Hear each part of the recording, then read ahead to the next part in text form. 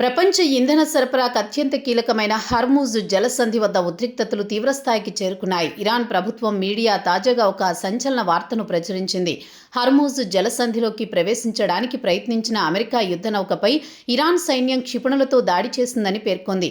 అయితే ఈ వాదనను అమెరికా సైన్యం తీవ్రంగా ఖండించింది. తమ నౌకలపై ఎలాంటి దాడులు జరగలేదని, ప్రాజెక్ట్ ఫ్రీడమ్ పేరుతో తాము ఇరాన్ ఓడరేవులపై నావికా దిగ్బంధనాన్ని మాత్రమే కొనసాగిస్తున్నామని స్పష్టం చేసింది. ఈ పరస్పర విరుద్ధ ప్రకటనల మధ్య అంతర్జాతీయ చమురు మార్కెట్ అతలాకుతలమైంది. వార్త వెలువడిన వెంటనే బ్రెంట్ క్రూడ్ ధర ఒక్కసారిగా 5% పెరిగి బ్యారెల్కు $114కు చేరుకుంది.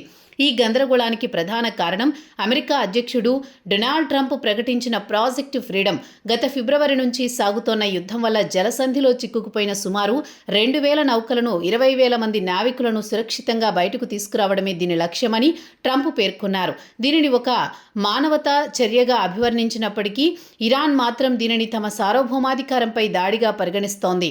ఇరాన్ యొక్క ఇస్లామిక్ రివల్యూషనరీ గార్డ్ కార్ప్స్ ఇప్పటికే ఒక ఆడియో సందేశం ద్వారా తీవ్ర హెచ్చరికలు జారీ చేసింది.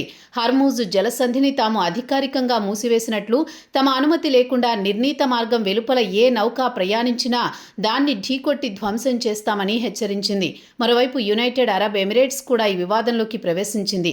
తమ ప్రభుత్వ యాజమాన్యంలోని ఎడ్నాక్ సంస్థకు చెందిన ఒక చమురు ట్యాంకర్పై హర్మూజ్ జలసంధిలో దాడి జరిగిందని యుఏఈ విదేశాంగ మంత్రిత్వ శాఖ ధృవీకరించింది.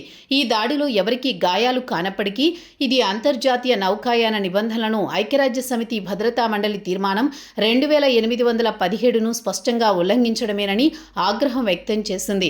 ఇరాన్ చేస్తున్న ఇటువంటి చర్యలను సముద్రపు దొంగతనంగా యుఏఈ అభివర్ణించింది.